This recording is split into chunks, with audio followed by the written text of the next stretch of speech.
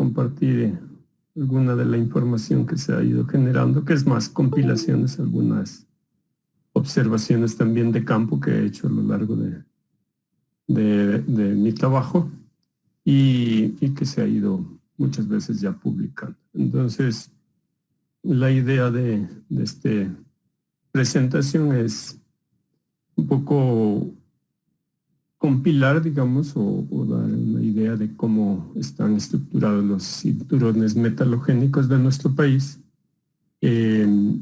Para eso, digamos, lo básico es la geología, ¿no es cierto?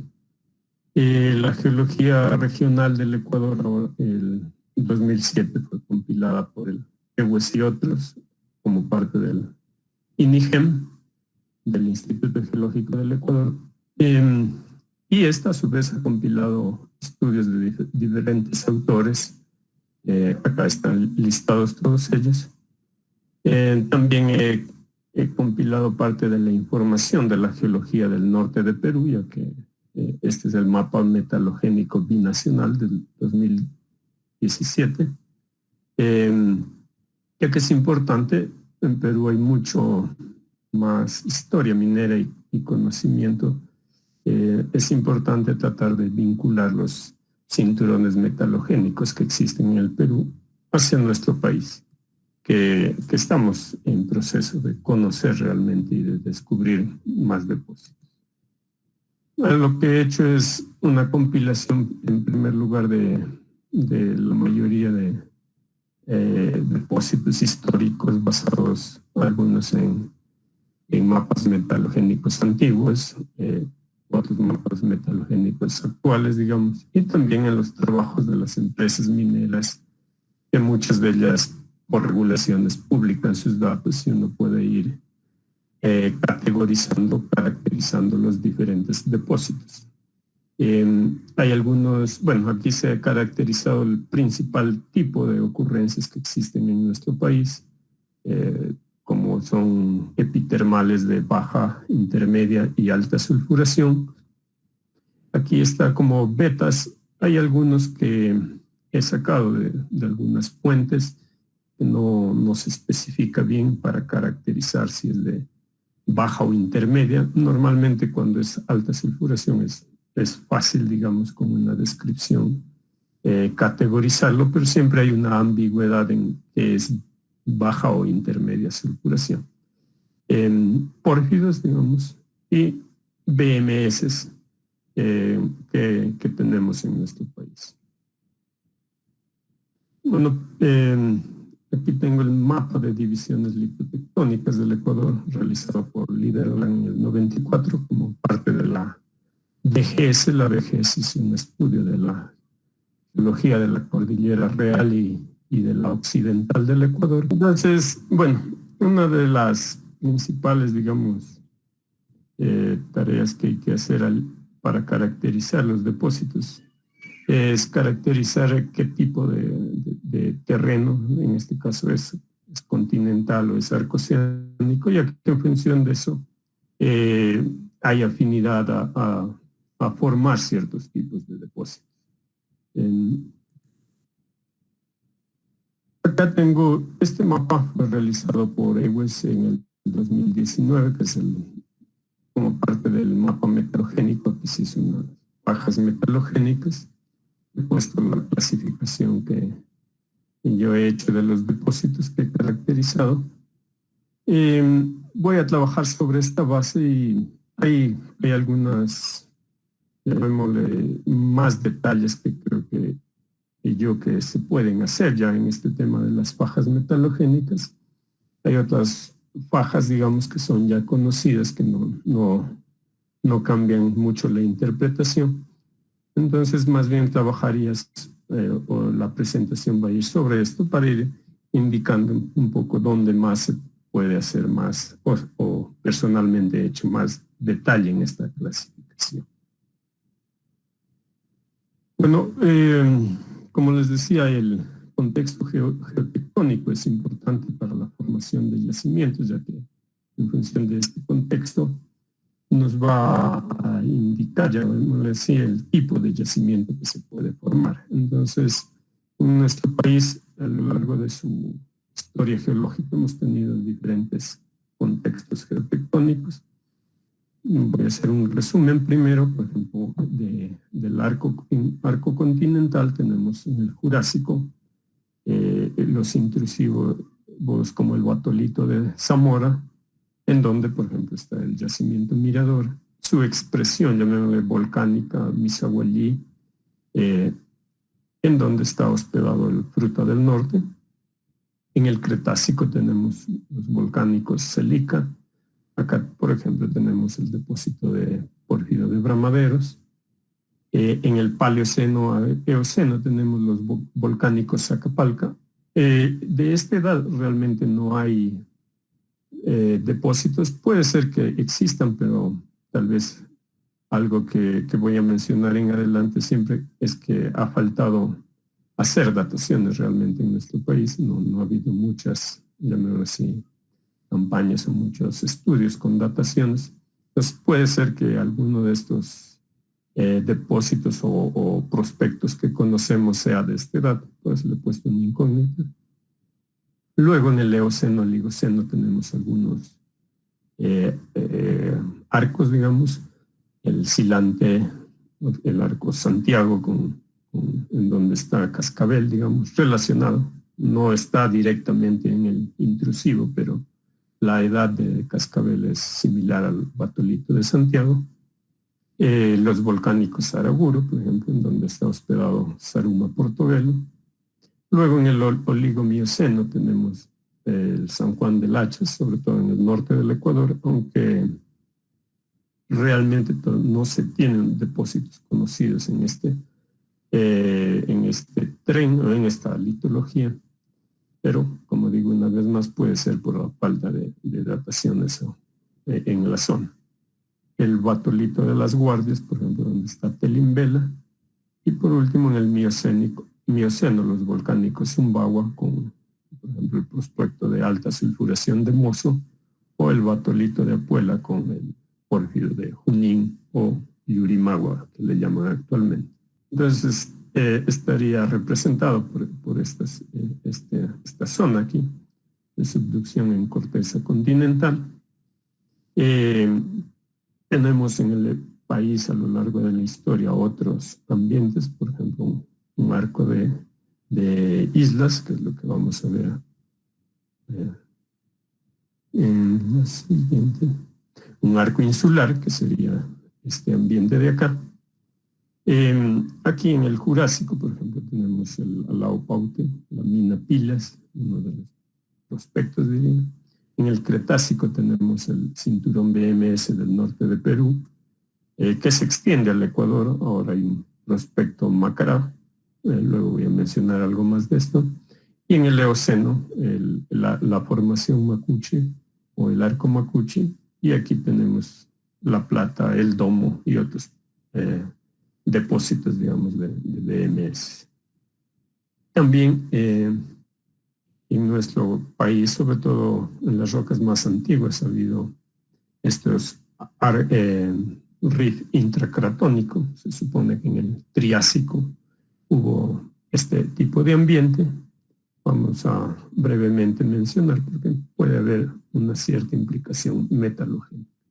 Y otra cosa importante es el sistema de hotspot que tenemos aquí en Galápagos y que probablemente forma todo el plató de Carnegie que se subduce en la zona en el Ecuador. Bueno, voy a empezar desde las rocas más antiguas, franjas más antiguas. Entonces, en el Triásico, asociado a los granitoides tipo S, puede haber depósitos de estaño wolframio, tierras raras o oro antimonio en zonas de cizalla. Realmente, bueno, esto es más, llamémoslo así, teórico, porque en la práctica solo ha habido unas pequeñas anomalías de este tipo en esta zona y también en la zona de la costa, en el bloque Amotap-Petahuen, pero no han pasado más de eso. No sé si no existe realmente o no se ha buscado. Como vamos a ver, luego existe una sobreimpresión de otros pajas metalogénicas que tal vez llamarían más la atención que este tipo de depósitos. En el Jurásico tenemos BMS asociados al terreno alado y salado, que es aquí lo que está dibujado en este azul. Aquí hay algunos prospectos o anomalías, por ejemplo, minatilas, cuscata, guarumales, de esta edad, aunque lo que se conoce, por ejemplo, de estos que fueron revisados por el PRODEMINC en el 2000, en este estudio que hizo, es que son acumulaciones, llamémoslo, sulfuros masivos con pirita predominante y muy poca cantidad de otros metales, cobre o plomo. Entonces, lo cual ha hecho que realmente no han tenido mucha prospectividad o de mucho interés en esta zona para BMS. Ya en el Jurásico tenemos uno de los cinturones o pajas mejor conocidas del país. De hecho, es el sitio donde existen las primeras dos minas a gran escala del país. Acá en esta zona es Mirador y acá es Fruta del Norte. También en la historia del país se han conocido depósitos importantes, aunque fueron explotados de manera ilegal, por ejemplo, como la zona de Nambija, la zona de Chinapinza, etcétera. Entonces, este es un cinturón muy conocido, es caracterizado por pórfidos de cobre, oro, cobre, molibdeno, oro, y también epitermales y scan. Epitermales relacionados, como el de Fruta del Norte, que sería de sulfuración intermedia, y scans como Nambija. Vamos a ver luego el detalle de las dataciones que hay en esta zona, que es mucho más estudiada, entonces sí se han hecho varios estudios. Aquí las formaciones o rocas asociadas son el batolito de Zamora, el batolito acá en La Bonita, el azafrán, los volcánicos Misaguallí, la formación Piunza. La edad de la mineralización está entre 160 a 145 millones de años. Luego vamos a explicar esto que dice oceno-mioceno, que sería un cinturón nuevo que estoy proponiendo, o que ya lo he propuesto antes.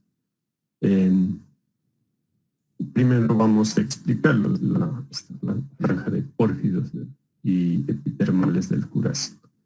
Bueno, el proyecto Mirador, al ser la primera mina realmente en el país, fue uno de los proyectos muy estudiados. En este caso, DROP en el 2013 hizo un estudio un poco más regional, compilación de edades, y también sacaron ellos nuevas edades, uranio, plomo, renio, osmio, lo que permite un entendimiento mejor de esta zona central del cinturón, que es característico, que sería similar a lo largo del cinturón. Entonces, en Mirador se tiene el depósito de Mirador. Aquí está asociado a brechas que están y pulsos tardíos que están hospedados en el batolito de Zamora. Aquí la edad de mineralización es en renio osmio, por ejemplo, da 156, 155 millones de años. Algunas edades más antiguas son del batolito en sí, 160, 165 millones de años. En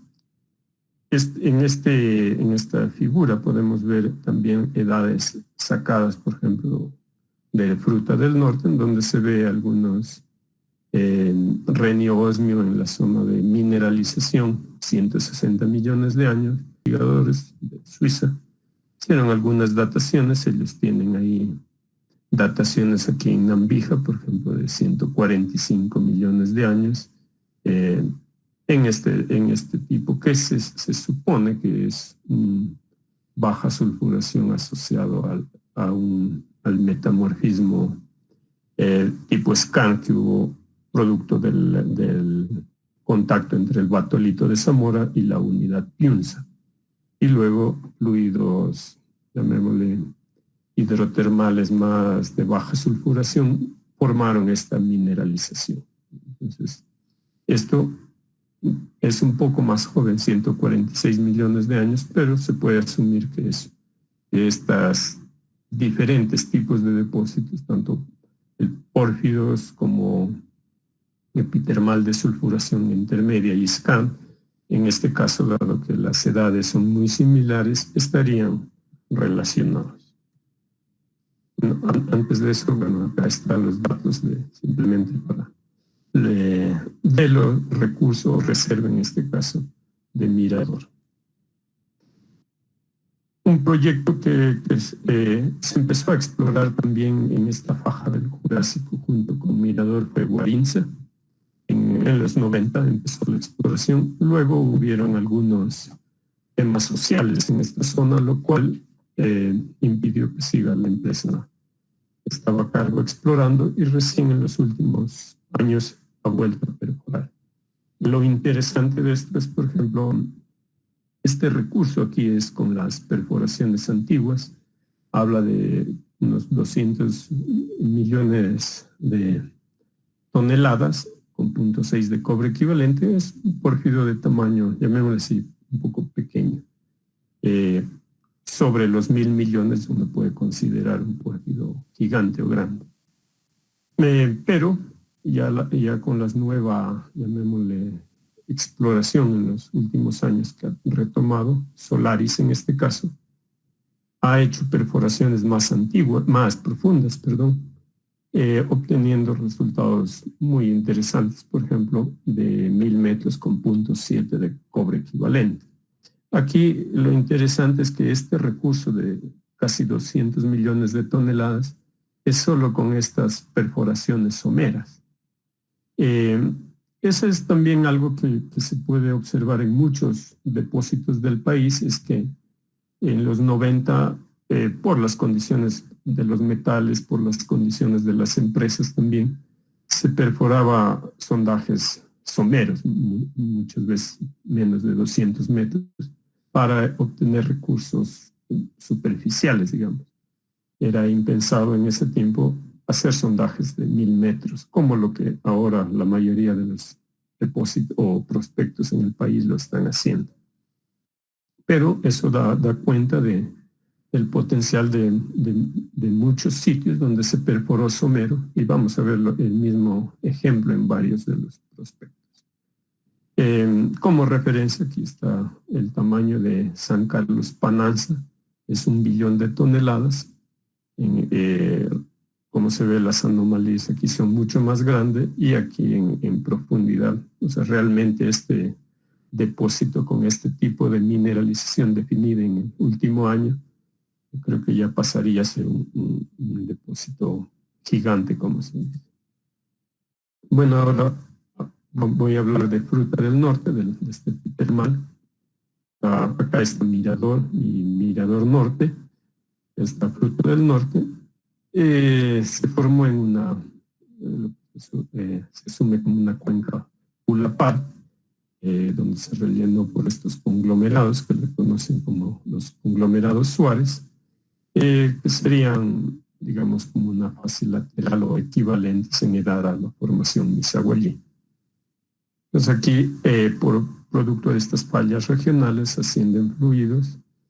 Se depositó esto en la paleosuperficie, un sinter, y bajo este sinter la mineralización, y luego se rellenó por este conglomerado.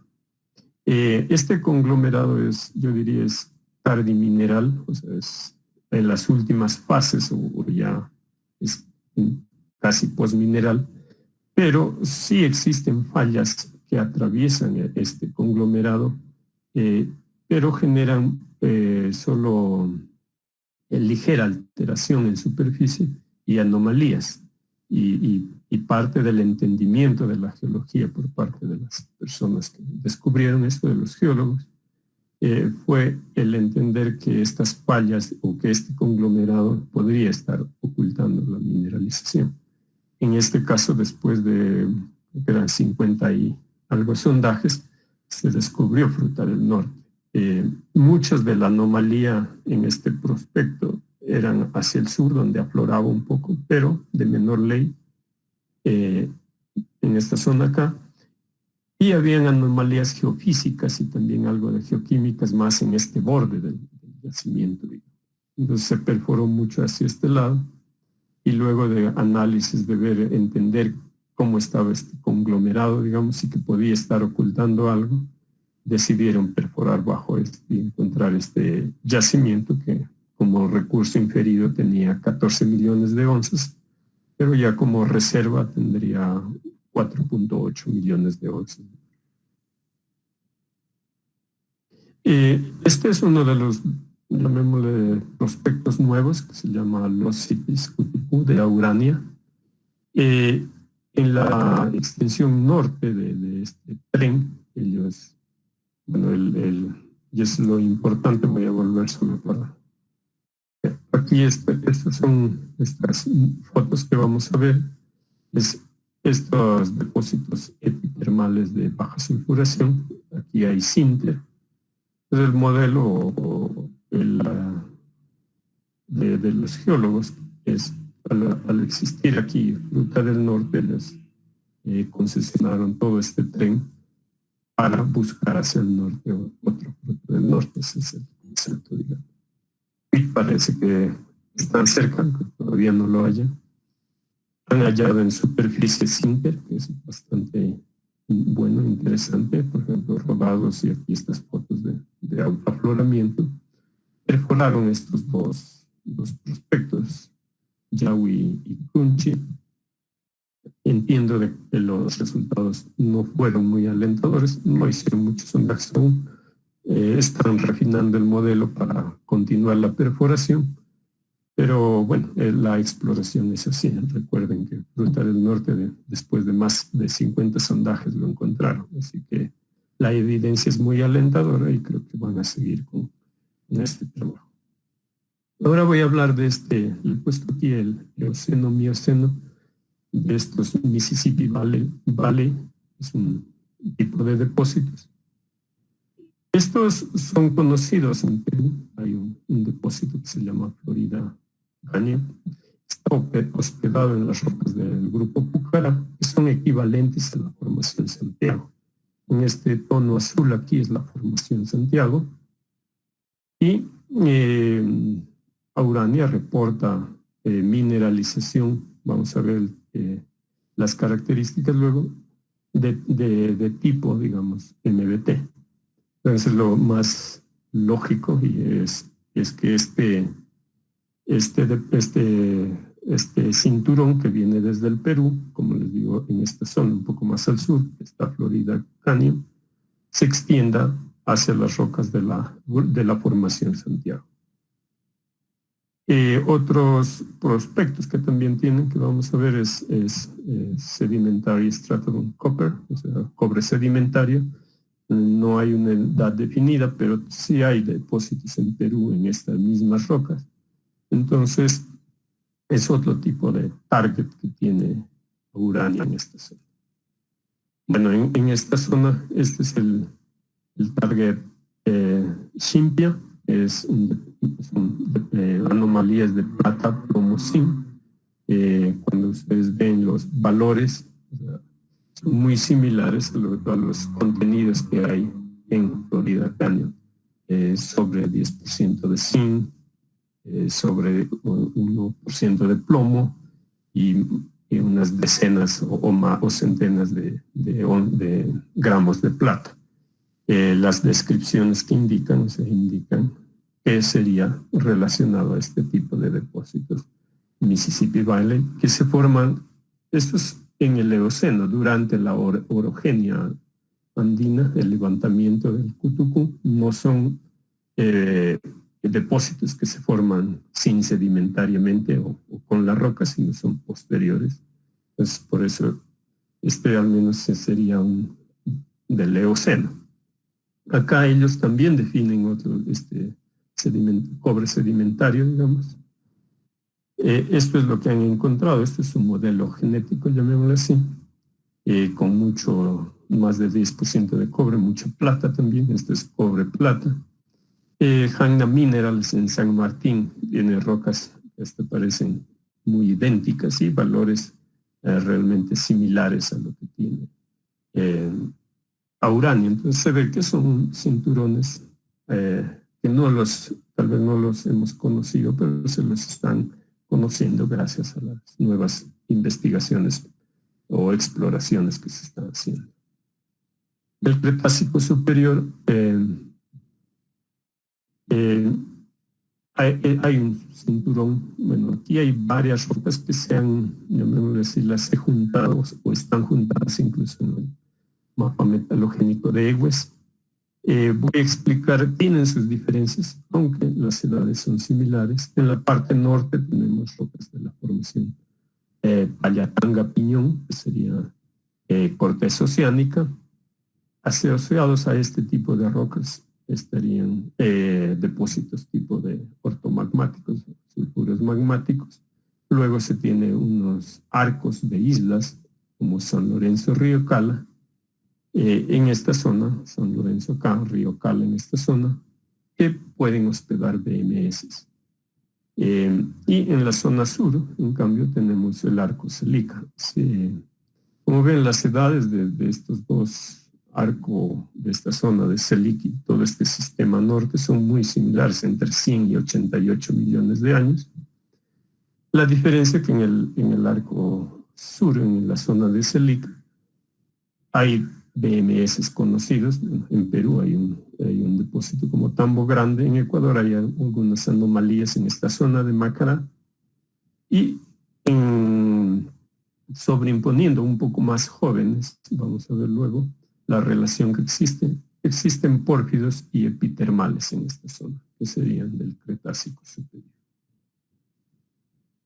Aquí tenemos el trabajo de Vallejo de 2019, hizo un estudio de circones en sedimentos y dataciones y tiene estas conclusiones, digamos. Primero tiene el plato Caribe, se forma un arco San Lorenzo y el arco Río Cala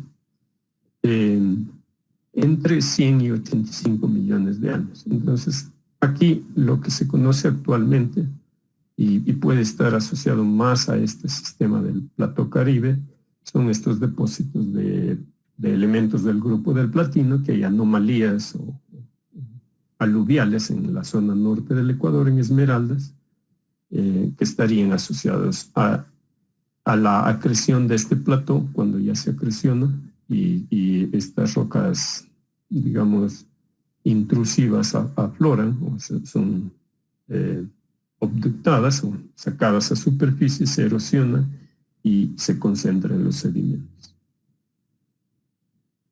Esta es la geología de la parte sur o de la cuenca La Lancones. Winter en el 2008 estudió el depósito de Tambo Grande en Perú y hizo un trabajo de su PhD aquí, hizo muchas dataciones, lo cual nos ayuda a entender o más bien él propone una evolución, es bastante correcto en ese sentido. Aquí se plantea el inicio con una subducción muy parada, llamémoslo así, que produce una extensión al inicio y produce este ingreso de magmas o formación de basaltos, una apertura aquí, un riff inicial, digamos, llamémoslo así, con el ingreso de basaltos y la formación de BMS, en este caso de Tambo Grande, más o menos a 100 millones de años. Luego el arco, la subducción empieza ya a ocurrir normalmente, empieza a formar un arco aquí. Y el arco, yo entendería que evoluciona hasta formarse un arco subaéreo, en donde ya es más, se formarían los pórfidos, como en este caso el pórfido de Linderos, ya una vez que el arco ha evolucionado, en 88 millones de años. En Bramaderos, el otro prospecto que hay acá de pórfido, tiene 91 millones de años. Entonces se ve que hay una evolución desde llamémosle un arco inmaduro, una zona de extensión, una tipo dorsal al inicio, y luego ya se forma un arco realmente y se forma un ambiente para pórfidos. Bueno, aquí hay un dato simplemente de Tambo Grande, es un yacimiento de los gigantes, más de 100 millones de toneladas de sulfuros masivos. Y esta es una figura de Bramaderos. Aquí tenemos el pórfido aquí de Bramaderos, que está siendo explorado en estos días por Sunstone. Hacia el borde este tenemos un sistema de epitermal de sulfuración intermedia. Esta fue la mina de Cerro Verde, explotaron un par de años, fue una de las minas más grandes del país por 2 años, ya que explotaba más de 1.000 toneladas día, con un recurso de 2 millones de onzas. Entiendo que ya explotaron este depósito, pero se observa, al menos en la zona de Bramaderos, donde hemos trabajado, que hay una relación entre el pórfido y hacia el borde estas zonas de epitermales de sulfuración intermedia. En el Eoceno tenemos algo que yo consideraría un análogo del Cretácico. Vamos a explicar el porqué. En la parte sur tenemos la formación Macuchi, el arco Macuchi, en donde se tiene BMS como la plata, el Macuchi y el domo. Y hacia el norte, más o menos un poco más joven, se tiene pórfidos y epitermales de una edad de 38 millones de años. Hago un análogo, digamos, con el sur, con esta zona de aquí, en la que recuerden teníamos BMS a 100 millones de años, y después de un tiempo, cuando el arco evoluciona, se forman pórfidos. Aquí podría darse algo similar, ya que aquí aflora la formación Macuchi y acá más predominan los pórfidos en esta zona. Y es un poco más joven. Tal vez hay un levantamiento hacia el norte del arco, y también el arco ya aquí es más maduro, digamos, que esta zona. Eso también es soportado, ya que estos pórfidos de aquí, por ejemplo, del Eoceno, que aquí está Cascabel, el que se conoce, digamos, por ahora, son pórfidos de oro-cobre. Esta es la geología de la parte sur del Macuchi, digamos, del cinturón de Macuchi, de los BMS, que está la plata, Macuchi, y el domo. El domo es el último descubrimiento, bueno, se descubrió en el 2007, 2006, 2007, y ahora ya se tiene recursos medidos e indicados del orden de 9 millones de toneladas, con 2% de cobre, 2.5 de oro, 51 de plata, enriquecidos en oro respecto a un BMS, llamémoslo así, normal. Dataciones aquí se tiene 41 millones de años, hecho por Vallejo en el 2015, que nos dan una edad bastante precisa. En la plata, que es el BMS más al norte de este cinturón de BMS, Noegus en el 86 tiene una edad de 41,6, muy similar a lo del domo, y algunas edades, miren, más jóvenes en este caso de Gabros dentro de la formación Macuchi. Esta edad estaría más similar a esta edad de los pórfidos en el norte. Hay una cierta relación, digamos. Entonces en la plata aquí se tiene, aflora el BMS, esto fue explotado en los 80, y luego se profundiza hacia el sur. Hacia el sur, acá hay una sección en la parte sur. Estas rocas volcánicas y volcanoclásticas con alteración propilítica, y luego se llega a una zona de hematita, que es característica, y luego al BMS, que es un sulfuro masivo muy laminado, digamos, y bajo este tiene la zona de un spot borde, que sería el feeder de este BMS. Entonces en la plata se tienen 2 millones de toneladas, tiene un poco más de oro, 4 gramos en comparación con el domo, plata es algo similar, y cobre 3%, zinc también es alto. Entonces, como hemos visto, este sería el domo aquí y la plata acá, vamos a ver en este cinturón aquí, el único hasta ahora conocido bien es Cascabel. Bueno, el Cascabel se descubrió en el 2012 por Cornerstone y Solvol, el Joint Venture. Cuando nosotros empezamos la exploración aquí, nosotros pensábamos, la idea era que este era un prospecto de pórfido que podría ser de la edad de Junín. Junín es 7 millones de años. Y eso se siguió pensando hasta el 2015, pero cuando recién se dató con renio osmio y uranio plomo, Solvol dató esto, y se vio que tenía 38 millones de años, que es más edades similares a lo que son el batolito de Santiago hacia el oeste.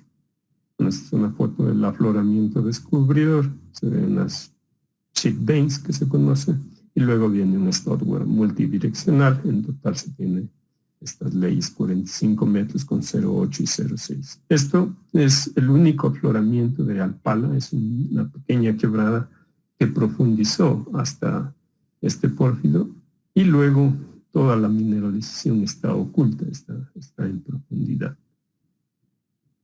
Pero hay algunas rocas simplemente de cascabel. Y el último recurso que se tiene es 2 billones de toneladas, 1.5 de cobre equivalente, le hace ya un yacimiento de nuevo gigante. En el Oligoceno tenemos pórfidos y epitermales en esta franja. Recuerden, aquí está la franja del Eoceno de los BMS, sobreimpuesta por este Oligoceno. Aquí hay intrusivos de la cordillera occidental de 24-20 millones de años, también en esta parte roja de la formación Saraburi. Schutt en el 2010, un suizo me parece, hizo un estudio de dataciones. Es uno de los trabajos más interesantes en dataciones, ya que cogió hizo dataciones de la mayoría de prospectos del país. Hizo dataciones uranio, plomo, renio, osmio, que antes en algunos de ellos no había, digamos. Entonces, ha permitido tener un mejor control de la mineralización y poder tener algunas conclusiones. Entonces, tenemos este pórfido del cinturón del Oligoceno, está en el límite entre Oligoceno y Mioceno. En el sur, aquí tenemos el distrito de Cangrejos, aquí está Cerro Pelado, que es un sistema de vetas en el borde del pórfido, diría yo. Acá es Gavi, y está todo el distrito de Ponce Enríquez. Acá la zona de Telimbela también. Todos estos son de la misma edad. Acá tenemos la descripción de lo que es Cangrejos. Cangrejos en los últimos tiempos ha hecho exploración, o Lumina en los últimos años, y ha definido un recurso bastante interesante de casi 17 millones de onzas, un recurso inferido, en lo que denomina su proyecto Cangrejos. Esto le ha dado un mayor interés a la zona, antes sí la había, y aquí viene también otro tema, como les decía, de las perforaciones. Algunas perforaciones aquí se hicieron en los 90 por Newmont, eran someras, y Newmont tenía su objetivo de exploración, buscar por oro y somero y oxidado, entonces no perforaba muy profundo, y los análisis, por ejemplo, en muchas de estas rocas de los sondajes de Newmont eran solo de oro y plata, incluso no había de cobre. Entonces, ahora ya con el trabajo que se ha hecho aquí, vamos a ver, se ha definido un clúster, diría yo, muy interesante, que está ahora siendo activamente explorado. Aquí es la zona de Cangrejos, aquí es Cerro Pelado, donde habían perforaciones hechas por Newmont, y aquí es el guayabo. Estas tenían perforaciones, pero habían vetas, entonces aquí eran distritos más de explotación a pequeña minería. Y si ustedes ven algunos sondajes históricos, solo tenían oro en unos casos. Luego, por ejemplo, en este caso, esta empresa muestreó para cobre y otros elementos,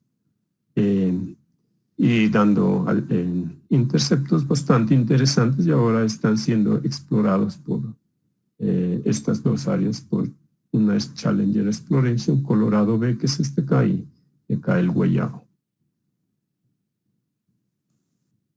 Bueno, aquí solo para mencionarnos, Cornerstone tiene acá en el norte, en Bella María, estas imágenes de Cornerstone. En este cinturón esperamos encontrar algo en esta zona.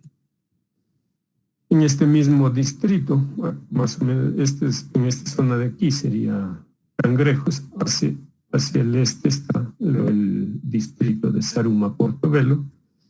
Ayangol hizo un trabajo muy detallado en el 2004, definió un recurso. Esta fue la primera mina en el país que hubo, desde 1904 al 65, se sacaron más de 3 millones de onzas de oro. Luego esto pasó, digamos, ya la SATCO salió y luego fue explotado esto como pequeña minería por mineros mayormente ecuatorianos. Entonces se ha sacado más de 2 millones de onzas. Realmente es un sistema de vetas, aquí como lo pone Ayangol en su estudio, muy, muy rico, digamos. Dataciones por Schutt en esta zona dan 24 millones de años en rocas asociadas con esta mineralización. Es un modelo de las leyes que definió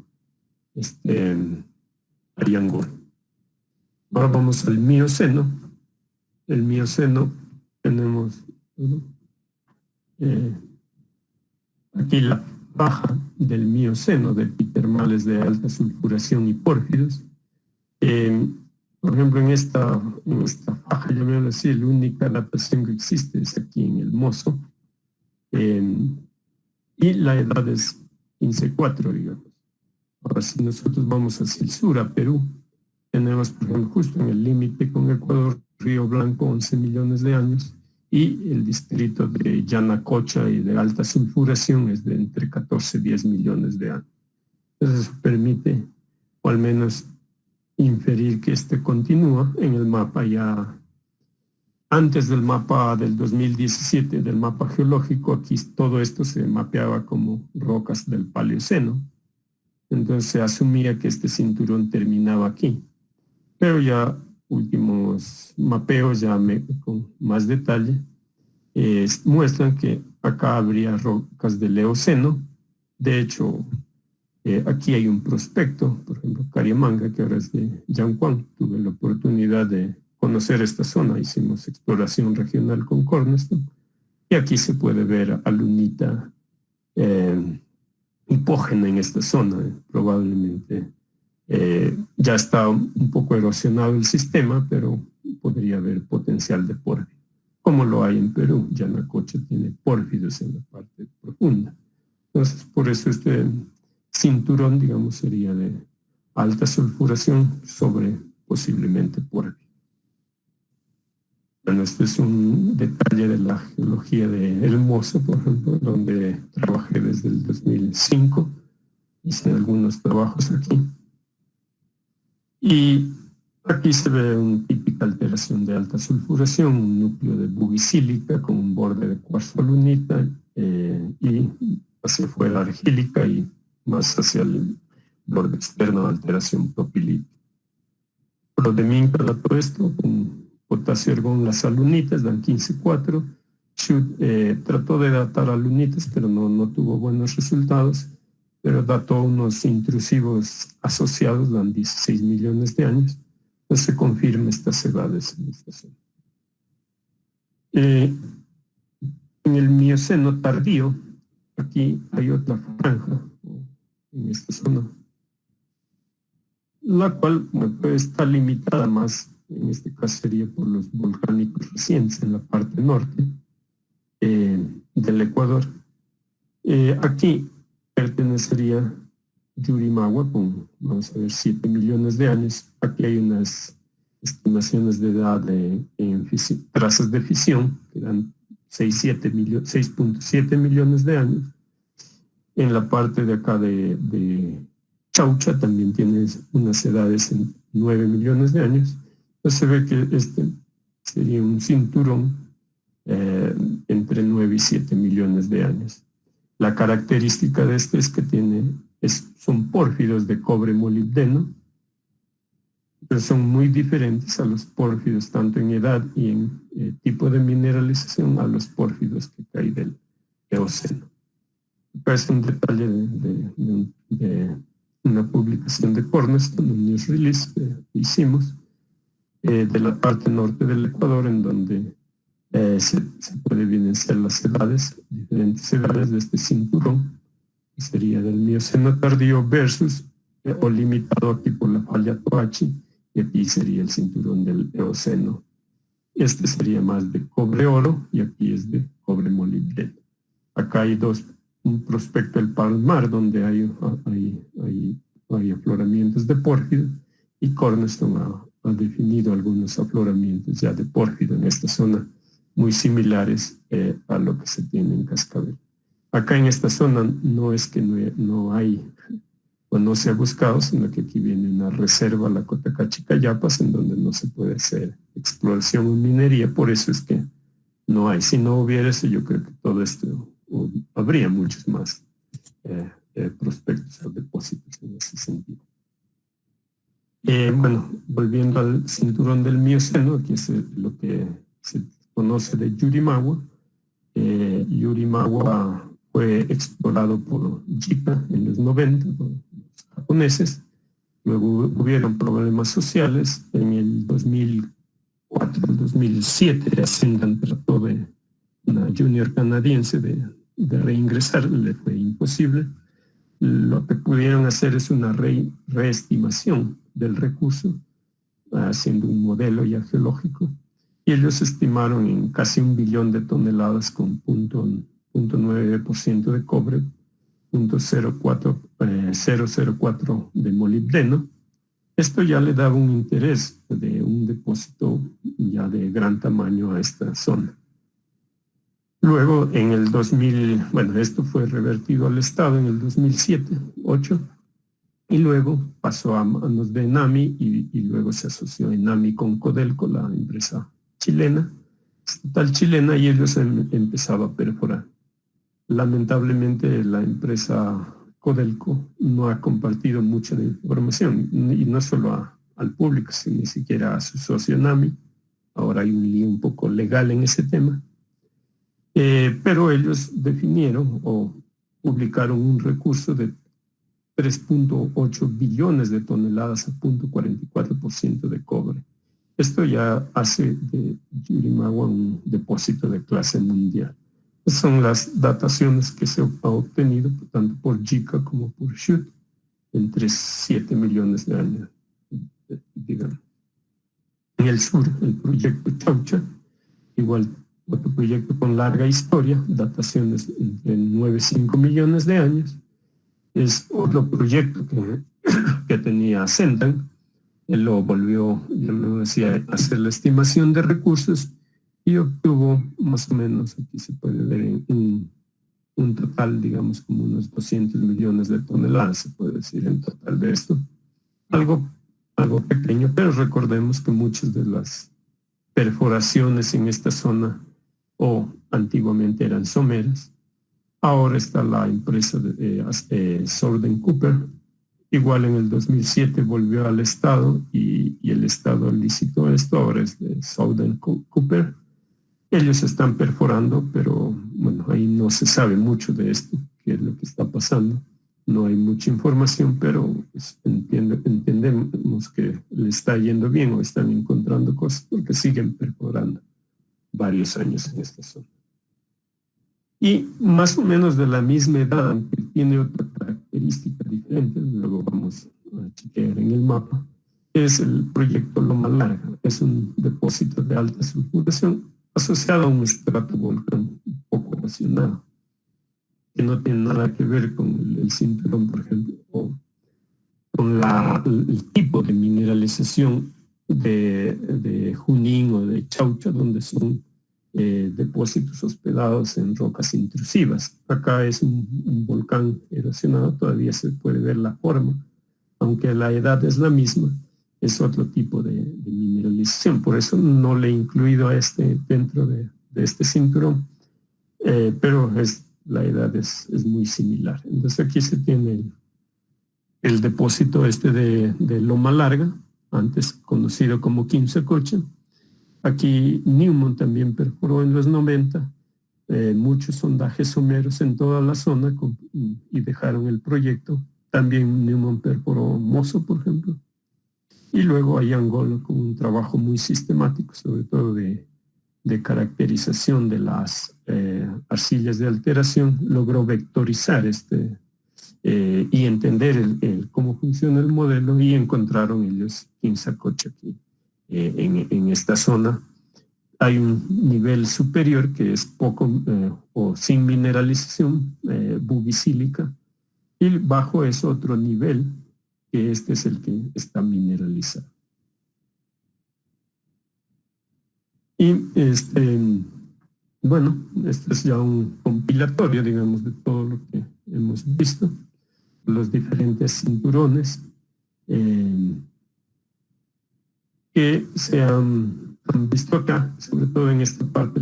Lo interesante, digamos, que hay sobreimposición de muchos estilos de mineralización. Entonces, siempre que se haga exploración hay que tener en cuenta esto. ¿Qué tipos de estilos se puede encontrar en la zona para un poco enfocarse en ese sentido la exploración? Eso, como, bueno, les hablaba de aquí de Quimsacocha, que es muy diferente a este Chaucha, a que por eso no le he incluido en esta parte del cinturón, que es algo muy diferente. Acá también hay otros baja sulfuración, como Gañarín, que la edad, en cambio, es más similar a este cinturón de acá. Pero vemos que hay otras rocas en medio, o otro cinturón en medio, de 9, 7 millones de años, y aquí este es de 20, igual que esta edad de acá. Entonces, no hay muchas dataciones acá, no hay mucho entendimiento, digamos, de la mineralización. Se podría pensar que tal vez existe otro cinturón aquí de la edad de alta sulfuración, de la edad de Quimsacocha, tal vez en esta zona. Acá en esta zona, como les digo, no hay depósitos, no es porque hay una cobertura volcánica fuerte, es lo que oculta. Y otra situación es aquí en esta zona, sobre todo muchas zonas son zonas de población indígena, que siempre hay una renuencia a que se haga exploración. Y en esta zona de acá, en cambio, son zonas de reservas o zonas protegidas en donde no se hace exploración, por eso no existen, digamos, depósitos definidos. Bueno, este es el mapa ya con las concesiones, y con estas son verdes, serían las áreas protegidas, un poco para indicar. Por ejemplo, aquí les decía, aquí está el Palmar, y aquí Cascabel, y en medio de esto no hay nada, es porque hay una zona protegida, es simplemente la razón. Bueno, y para terminar, un esquema hecho basado en sílice, con diferentes niveles de erosión, se podría decir, de los depósitos que se ha encontrado hasta la actualidad en el país. Bueno, Evelyn, eso es todo.